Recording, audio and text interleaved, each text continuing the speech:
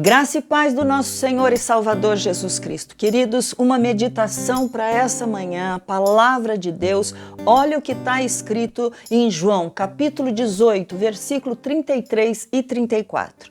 Tornou Pilatos a entrar no pretório, chamou Jesus e perguntou-lhe: És tu o rei dos judeus? Respondeu Jesus: vem de ti mesmo essa pergunta, ou te disseram outros a meu respeito? Texto dentro do contexto, essa é uma característica, a gente tem que entender não apenas o versículo, mas toda aquela história. Jesus já tinha sido preso, todos já tinham fugido, Pedro já tinha negado totalmente, Anás, inclusive, já havia interrogado Jesus anteriormente, enviou para Caifás, que era naquela época o sumo sacerdote, e esse depois, então, enviou para Pilatos. E quando ele chega ali no pretório, que quando eles trouxeram a Jesus, ele pergunta assim: mas que acusação vocês têm contra este homem? Então, ele estava dizendo que ele teria que resolver algo que era uma briga entre os judeus e ele queria saber do que estava acontecendo. E eles responderam para ele: olha, se ele não fosse um malfeitor, se ele não tivesse feito alguma coisa, nós não teríamos trazido até você. E Pilatos tentou até se livrar, né? Peguem ele e vocês mesmos julguem segundo as leis de vocês. É isso que está escrito aqui na palavra de Deus. Eles já sabiam o que eles queriam a morte de Jesus. Mas olha que coisa interessante, o tipo de morte para uma pessoa que se fizesse como Deus, que falasse que era como ele dizia, né? Eu e o Pai somos um. Ele está dizendo que ele era a manifestação exata de Deus. Então, eles tinham certeza de que ele era uma pessoa que estava enganando o povo. E aí, a morte que ele devia ter era apedrejamento, mas para se cumprir o que estava escrito na Escritura, o tipo de morte que Jesus deveria ter, então eles levaram até Pilatos, porque aí sim, o romano podia matar aquelas pessoas através do quê? Crucificação. Crucificação para o romano era o tipo de morte mais comum que tinha. Só que aquelas pessoas, eles estavam ali justamente querendo que ele fosse morto para dizer: não, nossa lei não permite que a gente mate ninguém. Como assim? Eles não apedrejavam, eles não faziam outro tipo de perseguição. Agora eles estão dizendo: não, a nossa lei não permite que a gente faça assim. Bom, mas eu sei que tudo isso é porque Deus estava no controle, sempre esteve no controle. E aquilo era para se cumprir a palavra de Deus. Então, nós sabemos que Pilatos entra, chega até Jesus e começa a fazer uma pergunta para ele: és tu o rei dos judeus? Claro que Jesus não ia responder para ele de uma maneira natural. E o porquê que eu vou te dizer isso, você já vai saber. Ele faz outra pergunta: você está perguntando isso por você mesmo ou alguém te falou sobre mim? É interessante, né? Às vezes a gente pensa assim, mas por que ele não respondeu claramente, né?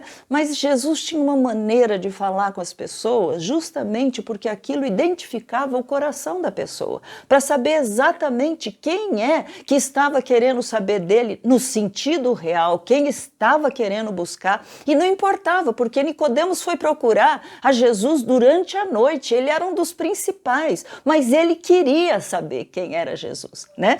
E aí, quando ele fez essa pergunta, Jesus então respondeu para ele com outra pergunta, e Pilatos demonstrou pela maneira como ele respondeu que realmente não vinha dele aquela pergunta. Ele estava simplesmente querendo saber quem era Jesus. Por acaso sou eu judeu? É o que ele fala na palavra de Deus. Por isso, nós sabemos então que ele não era judeu. Ele era um romano que estava ali naquele momento para resolver uma questão do povo de Israel, né? E aí Pilatos continua: a tua própria gente e os principais sacerdotes é que te entregaram a mim.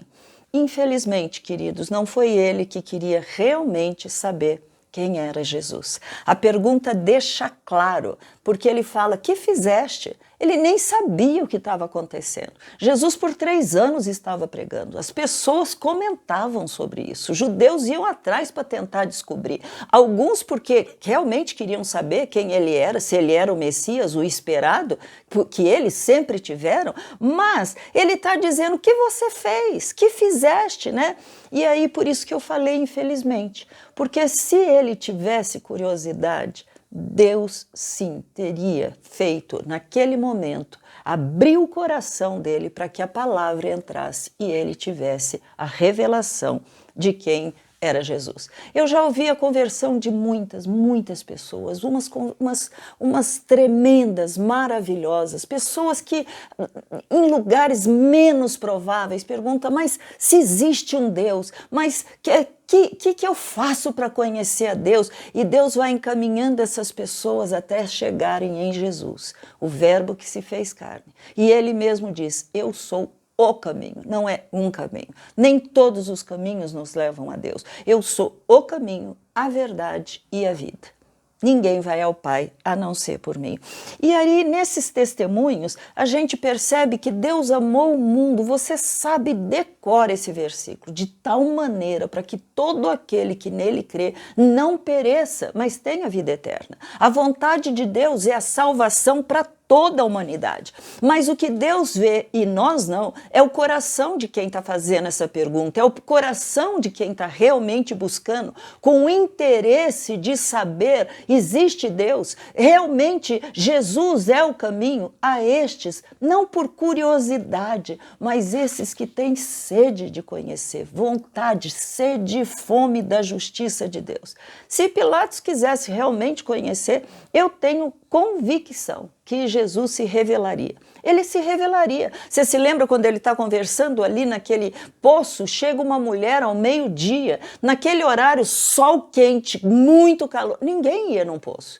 Ela foi porque ela sabia que ela era julgada. Ela já tinha casado com 5 maridos. E aí o que acontece? As pessoas evitavam chegar perto dela. Então ela foi sozinha naquele local.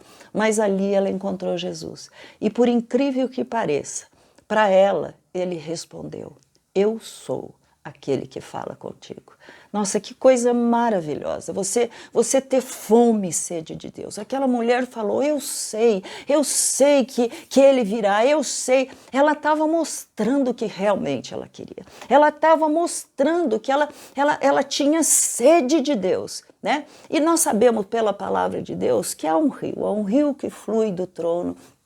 E nós podemos entrar nesse rio e você vai falar: mas como assim, Raquel? Às vezes a nossa curiosidade nos leva apenas à água que estão batendo nos nossos pés.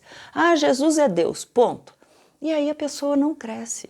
Mas ela pode, porque ela quer mais de Deus, ela pode caminhar nesse rio e aí as águas estão batendo no joelho. Depois ela caminhando mais na graça e conhecimento de Deus, ela pode inclusive mergulhar e deixar ser levada por essas águas. Então, a minha proposta hoje é que você sonde o teu coração e vê se você tem curiosidade ou se você está comendo da mão de outras pessoas. Quando você ouve sobre Jesus, é só naquele momento que você está na igreja? É só quando você está ouvindo uma pregação?